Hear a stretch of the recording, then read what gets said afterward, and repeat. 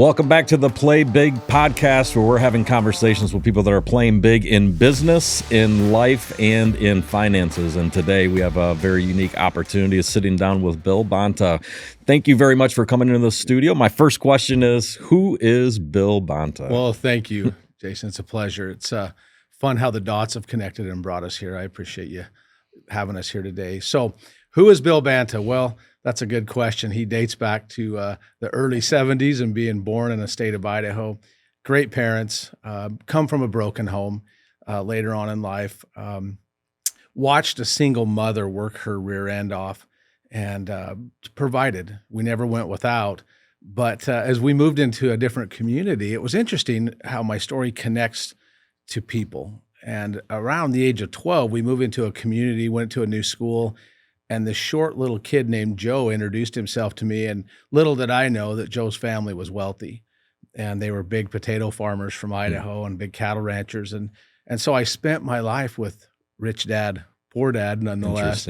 And I was as I slept in their home over and over and over, I developed this identity that was a little bit divided because I had two polarities. It was just different. Mac and cheese in one home, but mac and cheese in the other home was just slightly different. And so born and raised there, had those experiences, went on into the painting industry, became a house painter, just followed in the labor, really the labor work as my father had taught us how to do, and met this incredible woman who brought a little bit of order into my life. And we've had 4 wonderful children.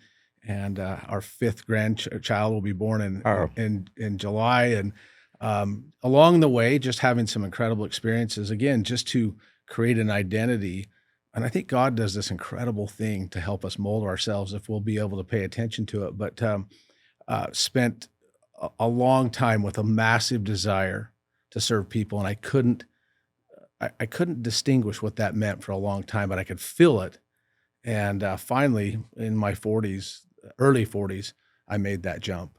And I just made a decision I'd spend the rest of my life doing service work. Had been blessed with great mentors and had success. But yeah, that's who I am a little bit. Just a guy from Idaho. Just a guy from Idaho. When you were growing up and you met Joe, when did you realize the difference? I mean, the difference between what you said, rich and poor, but what went through your mind at that moment in time when I guess a realization came in that there was a difference where you weren't aware of it before, but then you became aware of it? What was that process like as a young child? It was interesting because I would see they would fight. They had hair that was poking up in the morning. Very, very similar. It was a family. Behind closed curtains, there's always dysfunction of some sort, yes. Right? But they just did things different. And it was perplexing to me as I would watch them do things. That young man never had lack in his thinking. I, on the other hand, would fight that lack in thinking. They would do things as a family that again, a normal family, but they were just doing things at a higher level. And so I think as a young man, it was my first indication that you can be normal and you can still have a lot of fun. Yes. You can still be dysfunctional, right? Human beings are that way. But you can literally have success. Yes. And I watched the struggle, and I would compare. And I think comparison's a dangerous game, but it gave me the sense of polarity where I could go, wait a minute, hard work. One of them pays, the other one doesn't. And then you got started into the painting business. Yeah. What was that journey like when you start your own business, or did you work for somebody first, or what was that initial journey like for you? Yeah, I'd signed up to go to college, and I had enough information watching that family succeed. I get there on the first day, and this professor starts saying that he was making $38,000 a year, and my heart went, what the hell? I mean, I don't think my mother had ever earned more than 20, but I was wired to watch these people drive new cars and have success. And so I abandoned, and the only way anybody knew that I'd abandoned is my mother got an incomplete from the university. Yeah. And so I left, went to work for a painting contractor, and I was his laborer. He laid me off. I ended up getting married really young, and I just didn't have a choice. I had to do something to take care of my family. And so that was my first indication that what I'd learned as a child was working, because I just hand drew some flyers, went to the copy shop. Mm-hmm. This is back in the early 90s, no technology, Right. no internet. And I started knocking on doors and started selling kitchen cupboards and bathrooms and decks and stuff. And over time, built a pretty fun business, not really any knowledge of how to be successful. At 23 years old, my wife had discovered through a neighbor, obviously our power was off half the time and we couldn't pay the gas Right. bill. Our neighbor brought her a book called You Were Born Rich by Bob Proctor. Mm. And she started to study that book behind the scenes under the darkness of night without me knowing it. And over time, we were able, actually in our early 20s, to find our way into Bob Proctor's presence, and that started it. And by the time I was 30, we were doing 7 figures in that painting business. Wow. What were you prior to the book and Bob Proctor and finding a great mentor? And we'll get into who he was for sure, because he's impacted your life significantly and millions of other people's lives. But what were you learning about yourself, I guess, with the painting business? Most people have this dream of wanting to be an entrepreneur or having their own business, but then the reality sits in of, man, you got to be everything. You got to know how to sell. You got to market. Like you said, little flyers. You have to have a team. You have to learn about money. What were you learning about yourself during the beginning parts of being an entrepreneur? I think one of the biggest lessons I learned is that I could sell. I could just have conversations the way you and I are having conversation. Right. I didn't need to promote what I was doing. Nobody cares what I was doing, but I learned that I could connect with the person. And I made it a point where, and I carried sticky notes with me in this old van, and every time I'd go to walk out, I'd write on there, act confidence. And I would paste it on that old steering wheel, that old Dodge van, and I'd sit there and breathe and meditate. And then I just walked to the front door and thought, I'm getting this bid. And I'm not getting it because I'm a great painter. I'm getting it because I'm a great person. And I would just sell myself over and over and over on that concept, always with the dream to be prosperous. But more importantly, to leave there with a plate of cookies because she loved her paint job, you know? Right. And I found joy in that. I found a lot of joy. Over time, we become fantastic and we become well-known in the Valley where we live.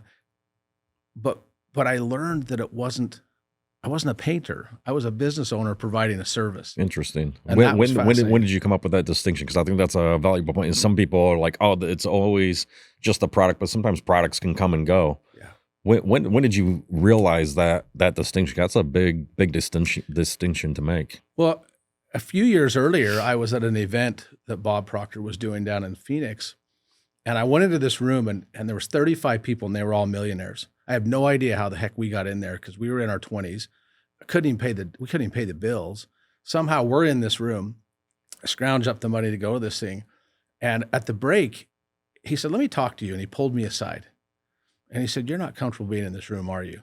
And I said, no, not at all. He said, what are you earning? And at that point, early, I was earning like $25,000 a year. And he planted that seed. He said, you've got to work on your business, not in your business. He said, you have to understand that painting is nothing more than a service, no different than selling whatever. And I think it started then around 24, 25 years old.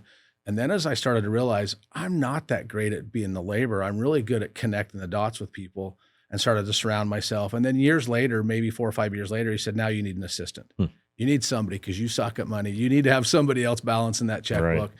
And so it was just kind of in that 4 or 5 year period that it took me to let go of the labor. Working's the stupidest way to earn money, right? It's the hardest way to earn money. Right. And no matter what I did, I couldn't paint fast enough to create any sort of abundance for my family. And I think that's a big deal in most people's lives, is they just trade their time. And I don't know what it was, just something clicked with me. And it was like, wait a minute, if I could do 5 of these in a week and I didn't have to be at any of them, what would that look like? Totally different, right? Yeah. Yeah. Being able to leverage. For people that don't know who Bob Proctor is, or maybe have never heard his name before, who is Bob Proctor? And so that people have an understanding of how powerful he actually is. Bob, many people remember the movie The Secret. Of course, Bob had been around for a long time prior to The Secret.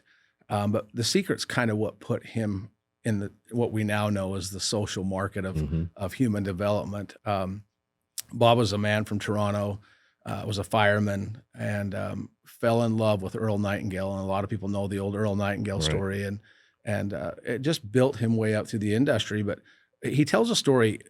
He said he went to Earl Nightingale and Lloyd Conant, and he said the people in our company don't study this material. We're selling this, but they're not even, and you got to make them do it. And we can't do that. We can't make our employees do this. And Bob said at that moment he knew he couldn't be in a place where others weren't doing what they were saying they were actually doing. And so Bob built his career through the 60s and 70s and then 80s. And then I believe it was 2005 or 6 when The Secret came out. And he just had a big impact on a lot of people's lives. And I think one of the things that I love the most about Bob and who Bob was is he never wanted to fill stadiums. He wanted to put 700 or 800 people in a room because he wanted to impact the one. Right. And that was the big deal for Bob. And I found him to be extremely personal. And over the years of studying with him and then, of course, working with him side by side, he never changed his message. He was always consistent and really just focused on thinking. And I think that's, well, I don't know that I think, I believe I know that that's what most humans aren't trained to do, is to think. How would you describe that process around thinking? Because I think most people think, I think, or I have thoughts all day, so therefore I'm thinking, or I'm thinking about something. What is thinking to you, based on your experience, like real thinking? Yeah. Well, I think I truly believe that it's just being, number one, very aware.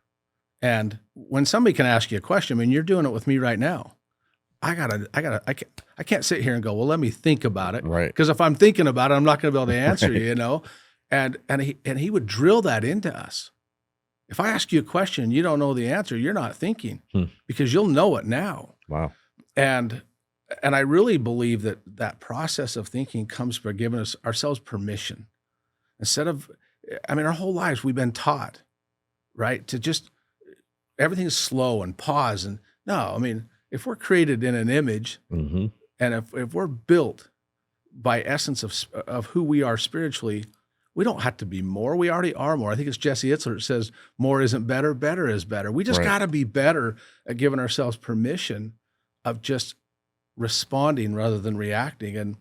And I just really do, but people don't know how to think. We're wired, we're programmed, we go into a profession, we become very scripted. What are some things you can do to develop better thinking? So, for example, you used a word that does awareness. So a lot of things start with self-awareness. Sometimes people aren't very aware, right? Like they're like numb to everything that's happening in the world. But once you become aware, like my thinking isn't serving me, or maybe I'm not a good thinker, or maybe my thoughts aren't my own. What are some practical things that maybe you think can help someone that feels like they're stuck in their thinking, or they have old thinking or stale thinking? What are some practical things that people can do to jumpstart a cleaner way of thinking for themselves? It's a fantastic question. First of all, I think by nature, most humans are critical. And the first thing you got to do is you got to let critical go. You can't condemn yourself because I don't have the right thinking.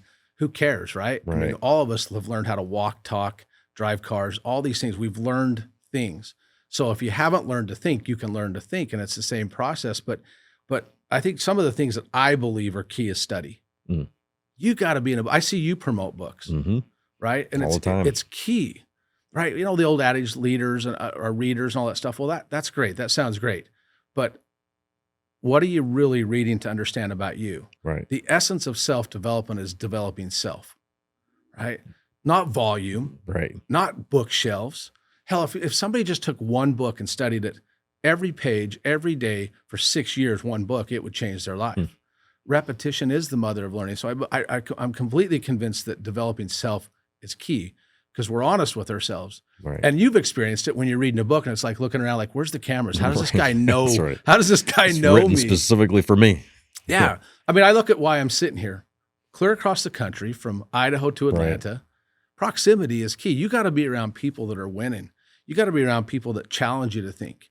I was walking around your office this morning and I was thinking, okay, it took a level of awareness to do this because you could do it in a little box. You could create this little room somewhere and nobody would know the difference, but it's fantastic. And what proximity is the key to frequency and vibration, I think. I think you gotta be around ideas and people who are driving, and then just be willing to just do it. Just be willing to take the action to learn through experience. We were talking earlier about education or experience. Right. It's so key in anything that we do. I tell my kids all the time, you can learn to swim on YouTube, but until you get in the water, It's a whole nother it's a story. whole nother story. Yeah. What do you think? What do you think stops a lot of people? Because I think people can become aware. Yeah, I need maybe reading is something I need to do, or I don't like to read, or I read it and my mind fades away. But once someone has learned something, or they become aware of something, what do you, in your experience, what do you think stops people from taking what they've learned, and then, like you said, getting the actual experience of it? Yeah, I can watch a video on swimming, but until I get in the ocean or jump in the pool, it's a different reality. In your experience of working, you've worked with thousands and thousands of people over the years. What do you think stops most people from, one, being willing to learn, but then once they've learned something, actually applying what it is that they were learning? Jason, I think, what are you emotionally involved in? Why are you going to change? Why are you studying? We've been trained in society to check boxes, to-do lists, and wake up, and they hire a coach, someone like you or me or Bob or whoever, and you got to do this, this, and this. And so they wake up with a workbook and they just check dots. But you're the only one that can figure out you. Nobody else can figure out you. Nobody else can figure out me. And I better be emotionally involved in something that charges me with enough desire to figure out why I am not thinking. Again, eliminating criticality, leaving me alone, being nice to me, but literally and deliberately having something for a reason. Wow. Why? What are you wanting to change for? Why does it matter to you? And why does it matter to your family? Maybe it's your spouse, maybe it's your kids, maybe it's your community. If you can't connect something to your purpose for developing self, you're toast. And how do people begin to cultivate the emotions inside them? So you get an emotional trigger to do something. A lot of times people are preoccupied with negative emotions because their whole life is not going the way that they want, because they haven't found their purpose yet. And so once they start tapping into emotions, how can you help someone that once they get going, you're going to get hit with all kinds of battles? The enemy's going to take force, and all these opposing. Once you get into your purpose, you get this emotion, you get triggered, you start to go out there. The very first thing that's going to happen is something negative always is going to come and hit you. How do you teach people, or how do you coach people to get out of the negative emotion and back into the power state of their emotion? I love that question. I think it was Einstein that said one of our greatest decisions is whether we actually focus on a hostile universe or a friendly universe. Interesting. I think you have to deliberately, but again, that's a trained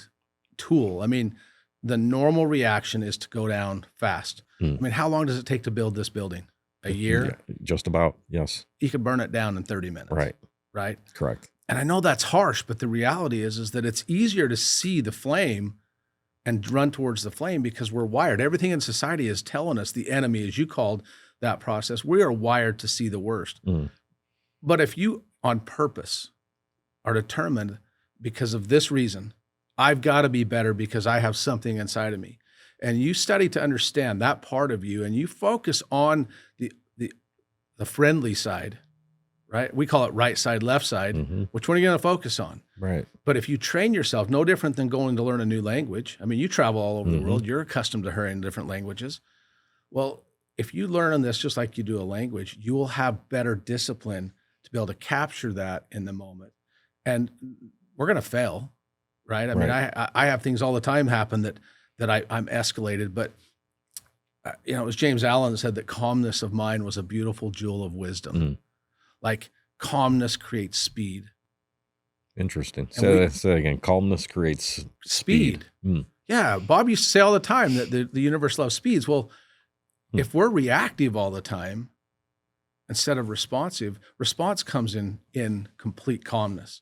So house is on fire. Bob would say, I could literally walk out of here with my briefcase and a suit, and I'd be as loose as ashes. I was talking to Jessica earlier about the Lions coach. And I said, one thing I like about that guy is that when they get a touchdown and they're winning, he's the same as he is when he's about ready to rip somebody's head Right. off after a bad call. Right. After a bad call, that's an art, but that's not natural in most of us. That's something that we have to learn. And so to keep us from derailing and allow us to gain that awareness that we're talking about, you have to, I'm just convinced you have to recognize that strength, do it once, and then go, okay, I did it once. Now I got to do it again. Right. And it won't be common. Right. It'll be clumsy as heck. Yeah.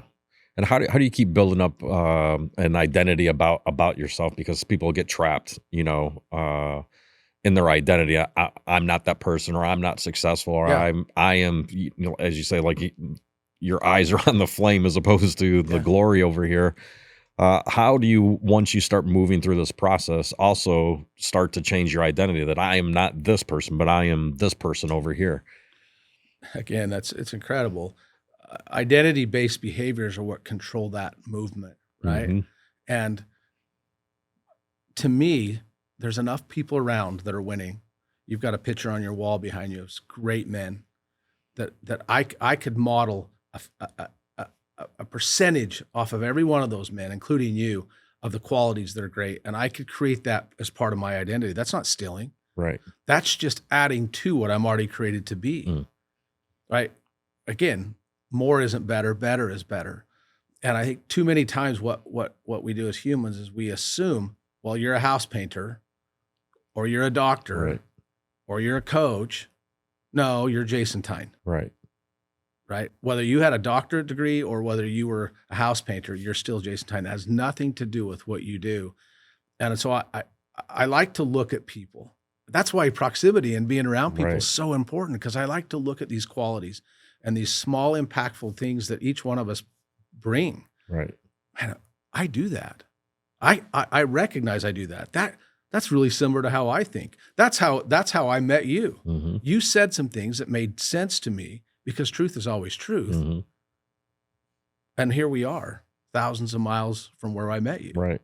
And it's about deliberately recognizing in those moments, okay, those guys, I do that. Right. And then giving yourself credit. And how do you get proximity? Because people will say proximity is power. Or how did you first start learning? I know you got into proximity around Bob Proctor, but you probably were in proximity to other people. What in your experience, what stops people from wanting it? Because I think people deep down inside of themselves, if they were being true with themselves, they know they want something more. Their spirit inside of them. They have some dream. They have some vision. I think for me, I think God put that inside of every human being, and they have this vision of what their destiny could look like. And then they know that they want to do something, but they don't do something. They know they should go talk to someone, but they don't talk to someone. And they know that they should. What in your experience stops them, or what doesn't stop you? Yeah. From doing that. Yeah, that's really good. I think, first of all, I think it's okay to understand that your results are not who you are, they're who you were. And that we start at zero every single day. And I mean, again, I'll use our story. I saw you on a stage, had no idea who you were. Right. You came off there. I couldn't catch you as you left the room. My old identity and paradigm says, oh, well, it's cool. I'll look him up on social media. I'll message him. He may or may not even respond. Right. I show up at a restaurant. There you are. You're eating. You're with your people. The conditioning said what? Leave him alone. Right. He's busy. Don't talk to him. So even people that win have that Right. bull crap going on in our minds, But I think what you have to do is you have to just willing to say, no, screw it. There's a lot more meals. He can eat later. Correct. I can eat later. Who cares? Because what's he going to do? Push me away? Right. And it's a choice. I love But that. our results are not who we are. They're who we were. So why keep making decisions? Just step in. And you know the old adage, when one door closes, another one opens? Right. I don't believe that. Right. I'm convinced that when one opens, another one's open, but it requires us to step in. Right. And we stood there for 40 minutes that night and talked about things. And no, there was no intent. There was nothing for a grab for either one of us. Correct. We're just here. And so people that have desire for proximity, start. Go somewhere, be around better people. And I love it. I was talking to some of your people here. I'm like, man, you guys are so blessed to be in the proximity Mhm. here. And by nature of absorption or whatever you want to Right. call it, every one of your people in this office will be 10x Right. within 5 years or sooner. I love something that you said. I mean, making a decision. I think, and you also referenced you really not who you were in the past. You can, living in the present. So people often hear the conversation of past, present, future. The past is the past, and stop dwelling on the past. It's easier said than done for most people. But recognizing a present moment, just like you said, I could reach out to him in the future. You just send him a message, look him up. That's like living in the future, and tomorrow never comes because it always becomes today. When did you first start learning? I can make a decision right now to do something, whether it's going to work or it's not going to work. But something about your identity says, I'm going to go have a conversation. Something in my identity loves people that want to have a conversation. People Yeah. have a perception, maybe because of my demeanor or something. Sometimes we're like, he's maybe not approachable to have something. But I value relationships more than anything. Meaningful conversations mean something to me. Meaningless conversations are a waste of time. And so you making a decision to do something is, as soon as the conversations start, I'm like, I'm so great. I was so grateful to have the conversation. But when did you first actually start applying? Did it go all the way back to when you were the painter and say, be confident, and putting that, sticky note on the thing? Is that something that's always been there that's continued to build over time? Yeah, because I'd be down at the Sherwin-Williams and I'd be like, shit, I mean, these guys, I mean, they're earning enough money to get to the bar. Right. They're driving the same vehicle. The manager dressed better than they did at the supply house, but but still, it was all. And then I started to figure out, if I went and talked to the contractors, what if I went to the house builders? Mhm. They seem to be a little smarter than me, and I'd go to lunch. And I'd ask them questions, and some of them are not aware enough to tell you why they're winning. Right. They're not. Right. Wow, we just work hard and we get up in the morning. They don't understand unconsciousness, or Right. they don't understand that. I think that was my first experience, and started to see that. But I want to play out here for just a minute that you have to decide that you're worth it. What about my wife and my kids? What about my future grandkids? What about the people? If I don't do something to break the mold and I'm too weak to go ask, because people like you exist, and it's not just you, it has nothing to do with that. Bob Proctor would love people to come to him because he wanted to have intelligent conversations. 100%. Yes. Right? So there's this entire untouchable misnomer that's just not true. Yeah. The moment of decision, right? So decisions has the opportunity of shaping your destiny, right? And people think of things like that as like a cliche, but you had mentioned earlier before even got mic'd up and started talking about like psychic deposits, and what does that mean to you? Because I think the invisible things that go on in the world, so your spirit, all these things that are mostly invisible, can manifest physically for people to see them. But making a decision is an invisible thing. It's not like I'm grabbing this box or there's somebody say, here's my decision. It's something that's happening in an invisible world. Explain to me how great people make the invisible visible, and then people go, oh, now I see it. But it's the decision in the invisible that has power to it. It's amazing. I mean, I really do believe that it comes from trusting self. I believe you have to learn to know thyself. I think you have to know, and you completely have to just the old hunch, Right. And there's always going to be an argument. There's always going to be a bunch of garbage going on, because you said it earlier.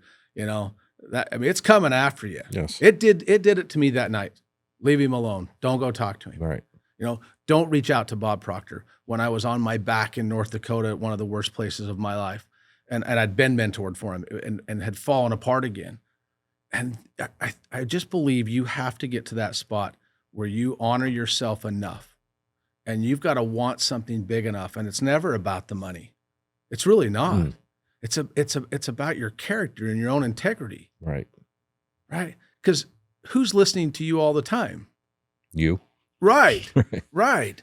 And often in life, how many times do we lie, especially to ourselves? Right. And as we do that, we beat the tar out of this identity. Mm. When in reality, is our future self's out there, as you said, that unknown. And that's our biggest cheerleader, because we were built and designed. The spiritual essence of who we are was wired to win. Mm. And we're just built with all these things that we're unlearning to develop an understanding, if you will, through action and failure and failure and failure and getting back up, to be more decisive, to have more recognition of those feelings. Because this building was nothing more. The things that you've done in here were nothing more than an idea. Right. They weren't physical. There was no cons. That's right. They were just an idea. And I think it was Wallace Wattles that said, you got to see the truth regardless of the appearance. Mm. And that, again, in itself, Jason, it's a training. It's learning a language. You have to have the capacity to understand this gift for us to see the non-physical, accept the non-physical, and be relentless until we become the people through identity change, Right. to possess the awareness to connect those dots. And in your experience, how fast can that happen for people? Because I think sometimes people are like, I've been living my life. I've had these beliefs about myself for 5 years, 10 years, 15 years, 20 years. And then they grab some level of awareness. Someone hits them, they hear something, they see something, they watch something. And then they're like, I want to make a change. And unfortunately, most people are like, I'll wait to the beginning of the year and then I'll have this New Year's resolution to make this change. Well, you're really the same person. I mean, just because the calendar day changed, you're still bringing yourself with you. But in your experience, how fast can people change based on the ability to make a decision about their true identity? Again, the essence of speed. We live in a world, a universe, Right. that is designed for speed. It can happen instantly once you make a decision. However, the education to learn it, I'm with people all the time. Well, I got to wait till the first year. I got to wait for this to happen. When this happens, I'll do this. Right. Or when that happens. But the reality is in 5 years, if you're not dead, there's only one other alternative. You'll be alive. Right. And so it's that start that stops most people. We just have to understand that we start immediately, because change is progressive. That progressive realization, it's constant. And I mean, I'll have people all the time say, well, but if I can't earn $1 billion, then why even run? Right. Well, hell, your awareness is how to earn 30 grand. What would $100,000 do for you? Totally different. That'd make a huge, okay, well, let's just start at where you are and develop beliefs. But it's, again, I mean, Don Shula, I believe, in the old Miami Dolphins locker room, I think he had a sign up in there I'd heard above the door. It's the start that stops most people. Mm. Just start. Right.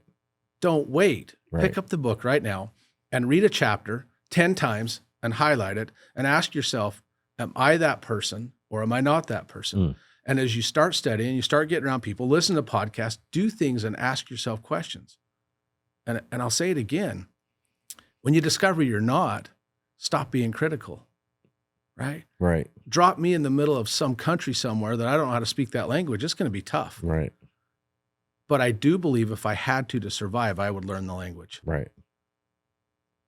Is what you're doing as a human important enough that you're willing to take what you know is inherent in here, more importantly, to learn the language to accomplish that? Everything we know revolves around frequency and energy. I mean, you've heard it all. Mm-hmm. But until you match with that identity with that station that resonates on, it's going to be very difficult to not just remain in a delusional state. Most people remain in a dream fantasy state, but it's through action we receive that opportunity, those inspirations, those connections, dot, dot, dot. I mean, wasn't it Steve Jobs that said you can't connect the dots looking forward, you can only connect them looking backwards. Right. Therefore, it's guaranteed by nature that they're always going to connect. Right. And the last thing I might say about that is it's okay to live in wonder.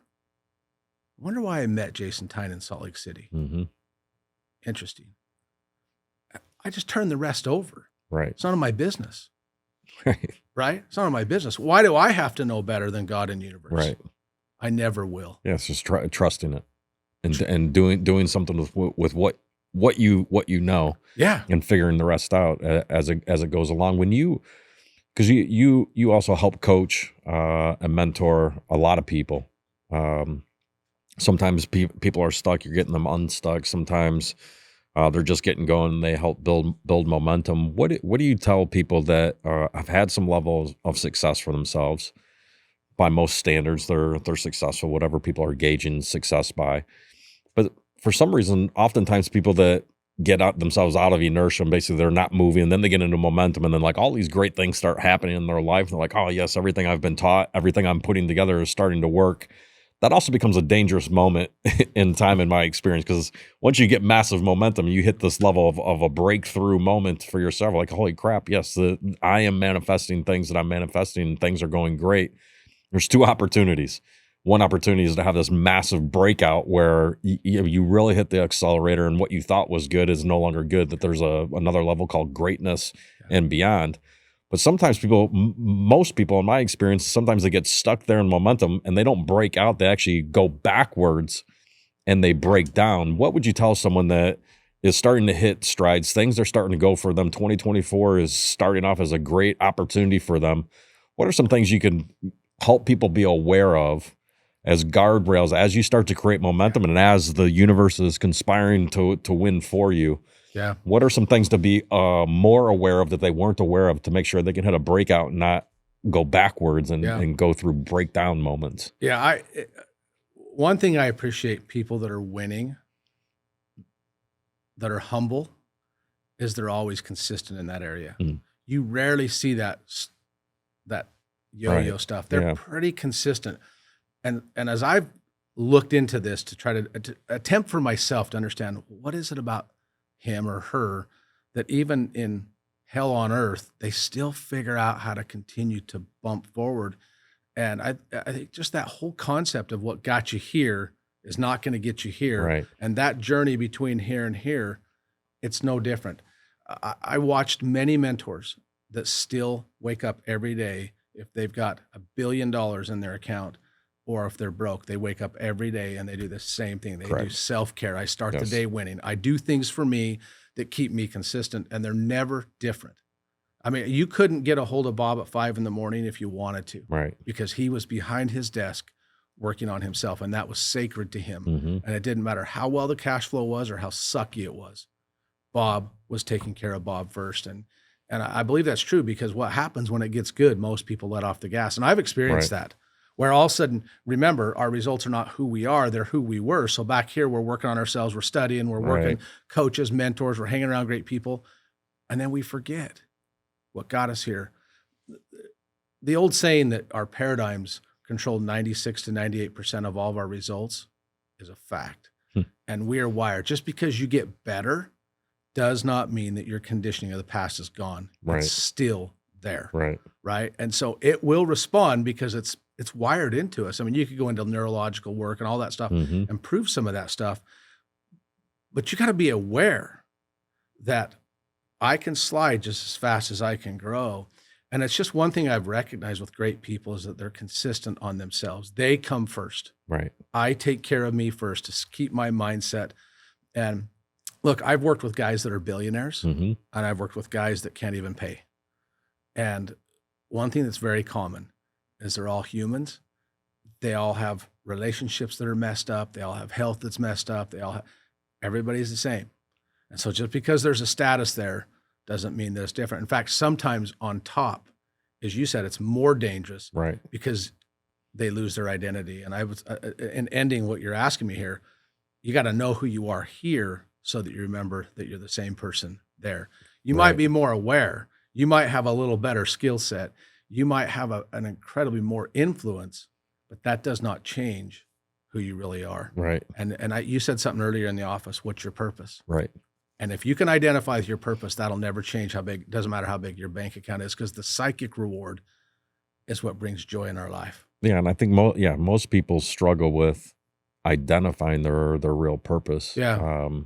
Which is a shame. What is it that you're currently doing that has you most excited as 2024 is just starting right now? What has you most excited about what you're doing?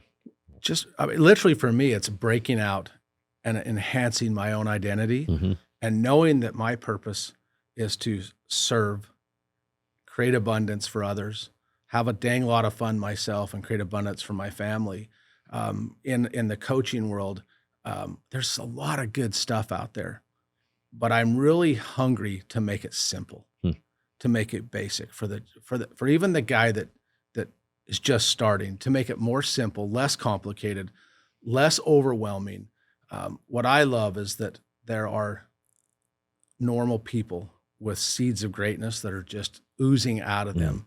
And because of divorced families, abuses, all inner city, you could Right. name it, they will sit out there if somebody doesn't have an impact. And I think it's cliche because all of us in this industry have a similar feeling. Hmm.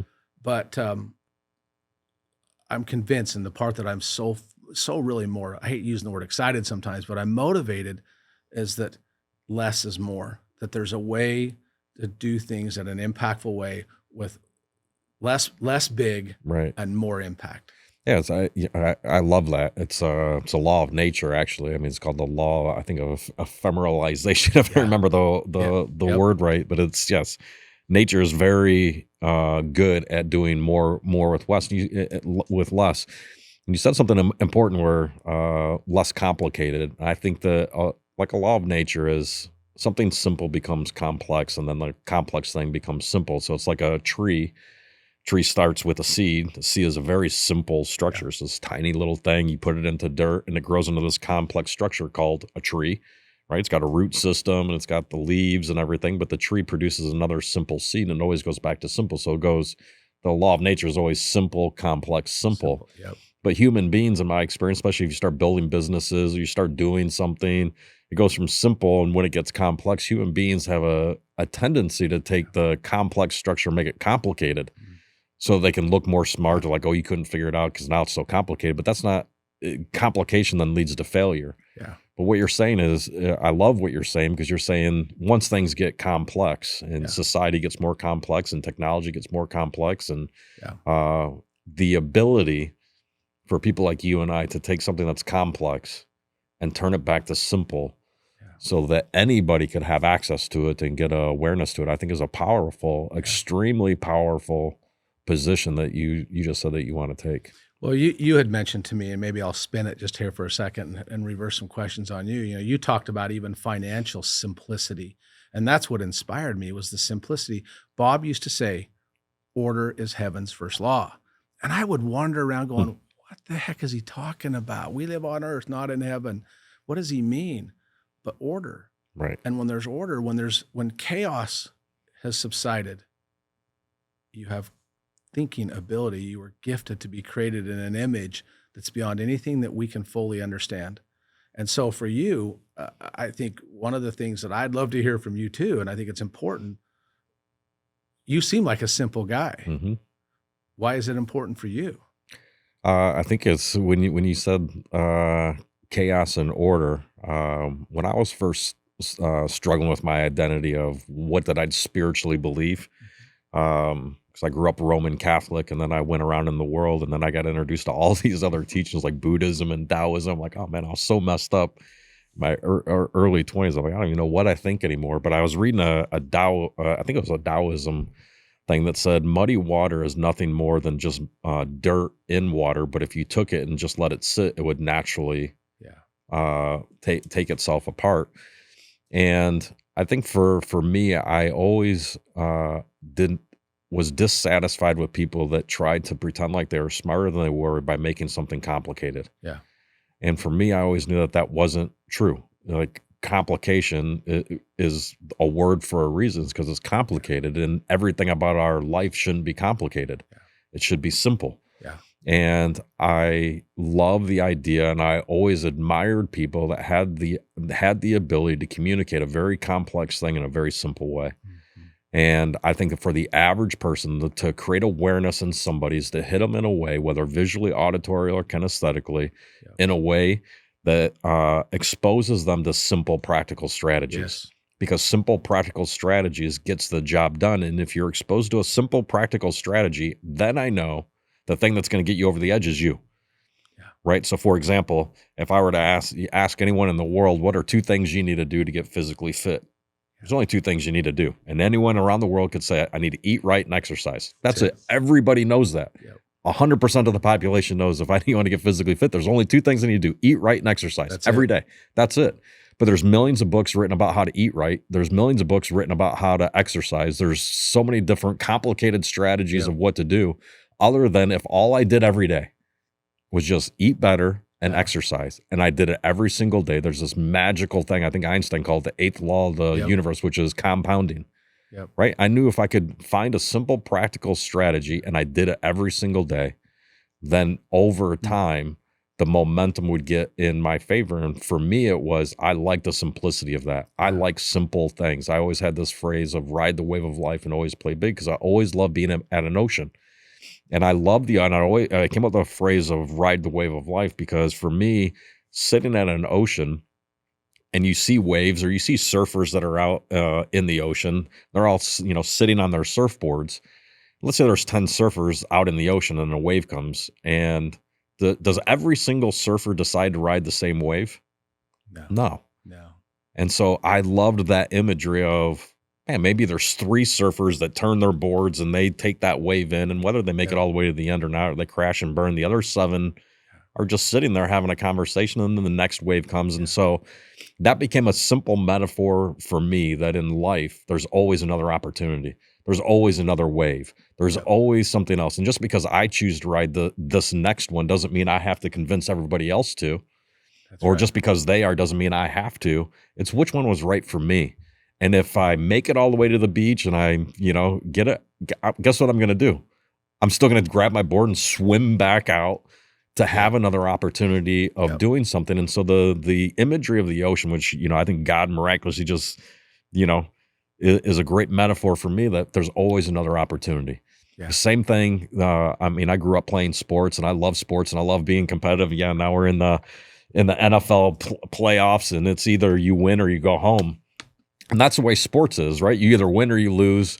The season comes to an end. But the reason I love business and the reason I love life is there's always another opportunity for a rematch, right? There's always another opportunity. There's always another game that can start. There's always something that's there. And so for me, I wanted to communicate to people in a way that I think was simple for them to take all the complexity of the world, speak to them and say, here's 2 simple things that you can do, whether it's for a business or for your money, whatever it is. Here's or your physical fitness. Here's what you can do, or your mental health. Like, man, if you just read 10 pages of a book every single day, you could read the same 10 pages every day. But if you just did it every single day, I think you'd amaze yourself at what you would become. And then you just go do the work on you. And when you have something that's simple, it makes the work on you easier, because you can leverage the simplicity a lot better. But that's why I try getting back to simplicity is king. Thank you. No, I love that idea. I love the concept. I mean, the whole idea around understanding that as you shared with nature, and just how effortless, it tides in, that tides out. And it's truly to understand. And I believe, and I'll never forget the first time I called Bob in perplexity, and he said to me, "You're the only problem you have, but you're also the only solution you have. Goodbye." And he hung up on me. And it was that simple. Now, I'm not saying that I understood it, but it sure hit home to help me understand. He could have gave me this long, drawn out concept of how I could get myself out of this disaster. No, you're the problem, but you're also the solution, and that's the blessing. Goodbye. And hung up. And that was it. And in today's world, where there is so much chaos and so much being drawn, look at mental wellness and mental fitness. It's the number one subject all over the internet, all over the corporate America. We just need to do things that create more simplicity, as you're talking about, so that people can nestle into order, because human dynamics and who we are, we're already created to win. It's in our DNA. We can't negate that. You can't push that back. And so when there's order, you'll perform. But when there's chaos, you will conform. That's just the rule. Yeah, it is. And I don't think people spend enough time just, as you started off the conversation today, which I love, is just thinking. Right? The ability to think, the ability to put yourself in a state or an environment that allows you just to think without distraction, without noise, without competition to just who you are. And so I've really enjoyed the conversation today. I look forward to spending a lot more time with you over the next 2 days as we're here in Atlanta. Where can people find out more about you or what you do? Where would they go to? Yeah, they can just go to billbanta.com, and from there they can shoot me a message and check things out there. And we're going to start putting up a bunch more on Instagram and other social media, so it'd be great to have them follow. Very cool. I'm going to have you do something before we leave. As you can see, there's stickers everywhere. Yes. But I always have everyone grab a round sticker, sign your name, put a phrase on there that's important to you, and then thank you. I will find any spot on the table where you want it to be seen. And what does it say? You're the only problem you have, and you're also the only solution. Only solution you have. Awesome. I love that. Find a spot for it to go on the table, wherever you want, any direction. Really cool. Perfect. Well, thank you for coming in. I enjoyed the conversation. And until next time, always ride the wave of life and always play big.